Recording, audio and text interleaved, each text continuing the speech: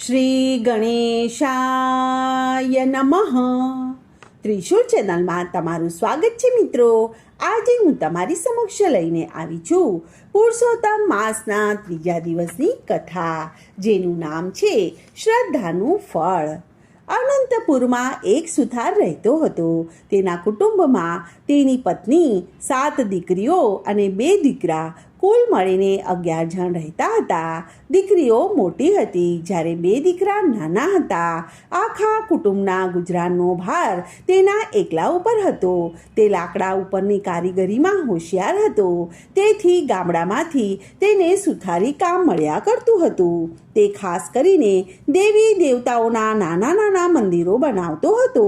તે તેમાં એવી ઝીણી કોતરણી કરતો હતો કે જોનારને 2 ઘડી જોઈ રહેવાનું મન થાય. સુથાર દિવસ ઉગે ત્યારથી લઈને મોડી રાત સુધી મહેનત કરતો. ત્યારે માંડ માંડ કરીને તેના ઘરનું ગુજરાન ચાલતું હતું. વસ્તારી કુટુંબમાં એક જણ રડનાર હોય ત્યારે જીવન નિર્વાહ ચલાવવો ભારે થઈ પડે છે. દીકરીઓ મોટી હોવાથી સુથારે સારા મૂર્તિયા શોધીને પરણાવવા માંડી હતી અને સાસરે વળાવવા માંડ્યા હતા. લગ્નના ખર્ચામાંથી સુથાર ઊંચો જ આવતો ન હતો. વળી દીકરીઓ અવારનવાર સાસરેથી પિયરમાં આવે ત્યારે તેને કપડાં લત્તા અને કંઈક રોકડ રકમ આપવી પડતી હતી. આથી સુથાર દિવસે ને દિવસે આર્થિક રીતે ઘસાતો જતો હતો.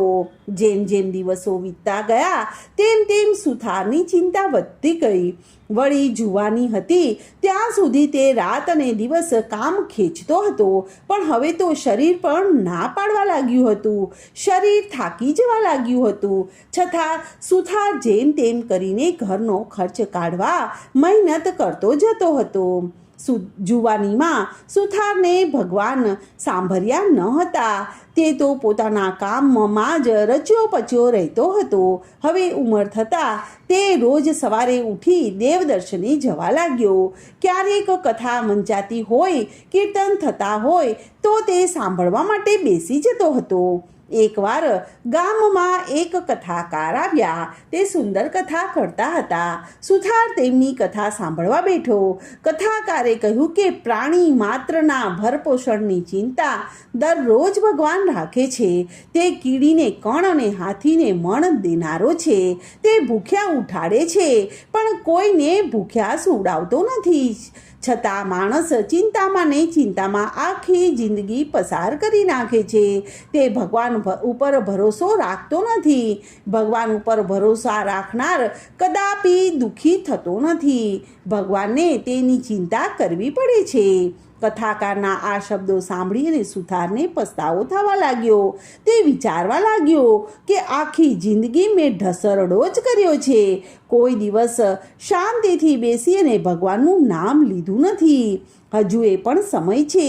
ભગવાનનું નામ લઉં, તેનું ભજન કરું, તેનું સ્મરણ કરું તો આ અવતાર તો મારો એળે ગયો છે, પણ પરલોક તો સુધરી જશે ને. આમ વિચાર કરતો કરતો સુથાર ઘેર આવ્યો અને તેની પત્નીને ઉદ્દેશીને કહ્યું કે હવે મારાથી કામ થતું નથી. એ તો તું જાણે છે. હવે તો બની શકે એટલું ભગવાનનું નામ લેવું છે. ભગવાન મને બળ આપશે તો થોડું ઘણું કામ કરીશ, જેથી આપણું ગુજરાન ચાલે. બાકીનો સમય ભગવાનની ભક્તિમાં ગાળીશ.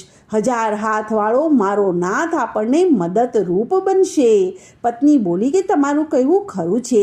તમે ઘણું વૈતરું કર્યું છે. હવે ભગવાન ઉપર શ્રદ્ધા રાખી અને ભક્તિ પણ કરતા રહો. ભગવાન જાણે સુથારની કસોટી કરી રહ્યો હોય તેમ તેની સ્થિતિ દિવસે ને દિવસે બગડવા લાગી. તે રોજ ભગવાનની ભક્તિ કરતો પણ સુથારી કામ મળતું ન હતું. આથી ક્યારેક ઘરમાં ચૂલો ન સળગે એવી હાલત થઈ જતી હતી. આમ થતાં પત્ની મૂંઝાઈ જતી હતી અને પતિને 2 શબ્દો કહેવા ઈચ્છતી હતી, પણ તે મૌન રહી જતી હતી. સુથારને તો ભગવાનમાં અતૂટ શ્રદ્ધા બેસી ગઈ હતી. કે મારો વહાલો મોડે વહેલો પણ અમને સહાય જરૂરથી કરશે. તે દરરોજ કથા વાર્તામાં જવા લાગ્યો. એવામાં પુરુષોત્તમ માસ આવ્યો. કથાકારે પુરુષોત્તમ માસમાં મહિમાની વાત કરતા કહ્યું કે પુરુષોત્તમ માસ આવી રહ્યો છે. આ પવિત્ર માસમાં જે પણ કોઈ વ્રત કરશે આખો મહિનો નાશે, દેવ દર્શન કરશે, કાંઠા ગોરમાની વાર્તા સાંભળશે, ઉપવાસ અને એકટાણા કરશે, યથાશક્તિ દાન પુણ્ય કરશે તો પુરુષોત્તમ ભગવાનની કૃપાથી તેનું દારિદ્રપણું દૂર થઈ જાય છે. સુથારે ઘેર આવી અને પત્નીને આ વાત કરી. એ બંનેવે પુરુષોત્તમ માસનું વ્રત લેવાનો સંકલ્પ કર્યો. પુરુષોત્તમ માસ બેઠો. સુથાર તથા તેની પત્ની રોજ પ્રાંતઃકાળે નદીએ જઈને નાહી આવે, દેવ દર્શન કરી યથાશક્તિ બ્રાહ્મણને દાન આપે, સીધું આપે અને ભગવાનનું રટન કરવા લાગ્યા. પતિ પત્ની શ્રદ્ધાથી વ્રત કરી રહ્યા હતા. અધિક માસ પૂરો થવાના થોડા દિવસ બાકી હતા. ઘરમાં અનાજનો દાણો પણ ન હતો. દરરોજ બ્રાહ્મણને સીધું કેવી રીતે આપવું તેની ચિંતા તેમને સતાવતી હતી. એક દિવસ સુથાર વહેલો ઉઠી અને દિશાએ જવા માટે જંગલમાં ગયો. તે ઢાળ પડતી જગ્યાએ હાજત કરવા બેઠો. બે દિવસના ઉપવાસ હતા. વળી ઢાળ હતો, તેથી સુથાર પડી ન જાય એટલા માટે એક ઝાખરાનું મૂળિયું પકડી રાખ્યું. મૂળિયાને આમ તેમ હલવવા જતો હતો તો તે ઉખડી ગયું અને ત્યાં ખાડો પડી ગયો. તેમાં કંઈક ચળકવા લાગ્યું. સુથારે ચળકાટ જોયો, પણ હજુ અંધારું હતું, તેથી તે સમજી ન શક્યો અને અંદર શું છે તે તો ત્યાં બેસી રહ્યો. થોડું અંજવાળું થાય ત્યારે તેણે જોયું તો ખાડામાં હીરા પડ્યા હતા. તે જ ચમકી રહ્યા હતા. તેનો સુથારને ખ્યાલ આવ્યો. સુથારે આનંદ અને હરખ સાથે હીરા ઉઠાવ્યા. તેણે જોયું તો નીચે એક સોનાની મહેરો પડી હતી.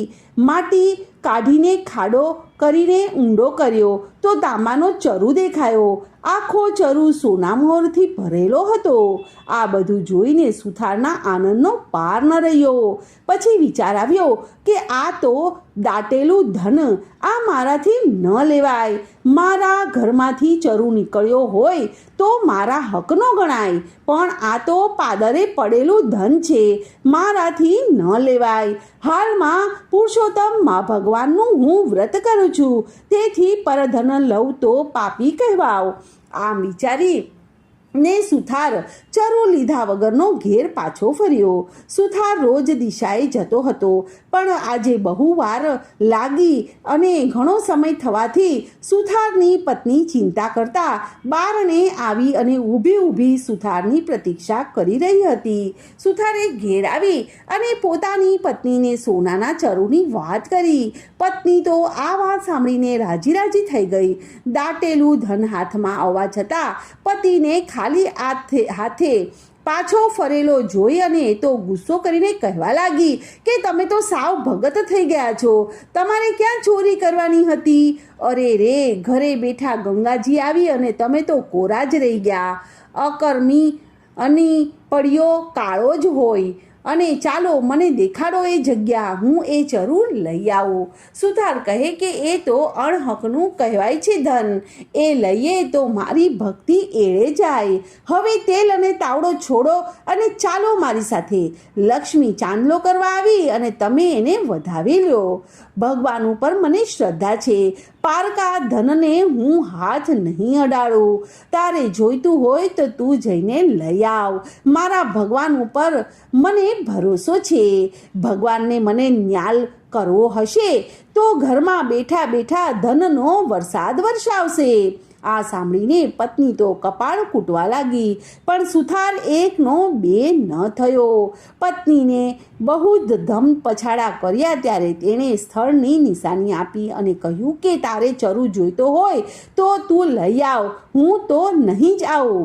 સુથારણે જવાની તૈયારી કરી એટલે સુથારે કહ્યું કે સૂર્યોદય થતાં નદીએ નાહવા જવાનો આપણો નિયમ છે.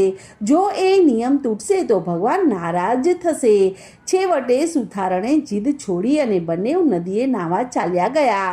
જ્યારે સુથાર અને તેની પત્ની ઊંચા અવાજે સોના મહોરો ભરેલા ચરુની વાત કરી રહ્યા હતા, ત્યારે તેમના બંનેની વાત પાડોશમાં રહેતો વાળંદ સાંભળી ગયો હતો. જેવા સુથાર અને સુથારણ નદીએ નાવા ગયા કે તરત જ વાળંદે તેની પત્નીને ઉઠાડી અને બધી વાત કરી. બંને તૈયાર થઈ અને ચરુ લેવા ઉપડી ગયા. સુથારે વાતમાં જગ્યાની એંધાણ બતાવી દીધી હતી. તે આશરે તેઓ ત્યાં પહોંચી ગયા. ચરુવાળી જગ્યાની ઉપરની તાજી માટી વાળેલી હતી, એટલે તેમને તરત જ તેમની ખબર પડી ગઈ કે અહીં ચરુ છે.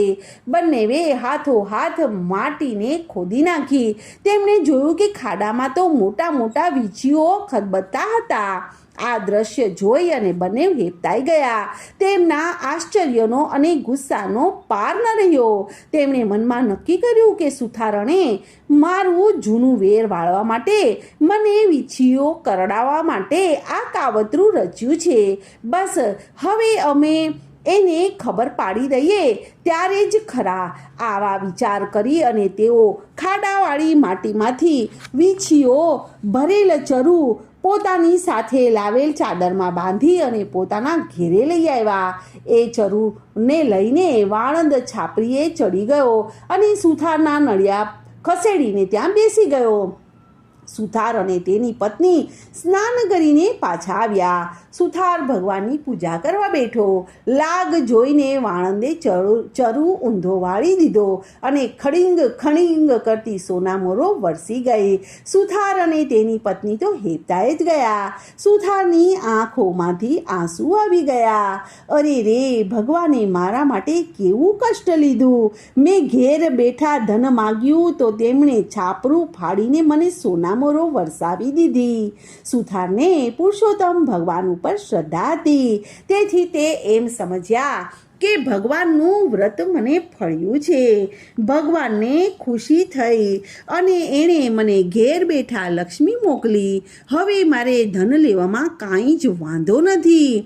તેથી સુથાર અને સુથારણે બધી સોનામોરો એક કોઠીમાં ભરી દીધી અને થોડા કીડા હતા તે દાબડીમાં મૂકી દીધા. સુથારણ બોલી કે હું તમારું કહેવું માનતી ન હતી, પરંતુ તમારી શ્રદ્ધા ફળી ત્યારે માનવું પડે છે કે ભગવાન ઉપર જે શ્રદ્ધા રાખે છે તે ફળ્યા વગર રહેતી નથી. આ બાજુ અદેખો વાળંદ અને તેની પત્ની રાહ જુએ છે કે હમણાં સુથારના ઘરમાંથી બૂમાબૂમ થશે, રોકકળ થશે, ચીસો પડશે. ઘણી વાર થઈ પણ કઈ ચીસાચીસની અવાજ ન સંભળાયો. એટલે વાળંદ જાતે જ સુથારના ઘરે જોવા ગયો. જોયું તો તે બેઠો બેઠો માળા ફેરવી રહ્યો હતો. ધન તો જેના ભાગ્યમાં લખાયેલું હોય તેને જ મળે. સુથારના ભાગ્યમાં ઘેર બેઠા ધન મળવાનું લખેલું હતું. તેથી વાળંદે ચરુ ઉપાડી લાવી અને તેના ઘરમાં ઠાલવ્યો. ખરેખર ભગવાનની લીલાને કોઈ પણ પાર પામી શક્યું નથી. અને સુથાર અને સુથારણે ધન મળ્યાની વાત કોઈને પણ જણાવી નહીં, પરંતુ તે ધનનો ઉપયોગ તેણે સારા કામમાં કર્યો. હવે તેની પાસે ધન આવવાથી તેઓએ પુરુષોત્તમ માસનું ઉજવણું સારી રીતે કર્યું. બધા બ્રાહ્મણોને જમાડ્યા અને દાન અને દક્ષિણા આપી અને અનેક સદાવ્રત બાંધ્યા. તેઓ હવે આખો સમય ધર્મ, ધ્યાન, કથા, કીર્તન અને ભગવાનમાં અને ભજનમાં આપવા લાગ્યા. હે પુરુષોત્તમ ભગવાન, તમે જેવા સુથાર અને સુથારણને ફળ્યા તેવા તમારું વ્રત કરનાર, તમારામાં શ્રદ્ધા રાખનાર સર્વેને ફળજો. બોલો શ્રી કૃષ્ણ કનૈયા લાલ કી જય, પુરુષોત્તમ ભગવાનની જય. તો મિત્રો, આજની આ કથાને હું અહીં વિરામ આપું છું. કાલે ફરીથી આવીશ એક નવી કથા અને વાર્તા લઈને. ત્યાં સુધી બધાની મારા જય શ્રી કૃષ્ણ. ધન્યવાદ.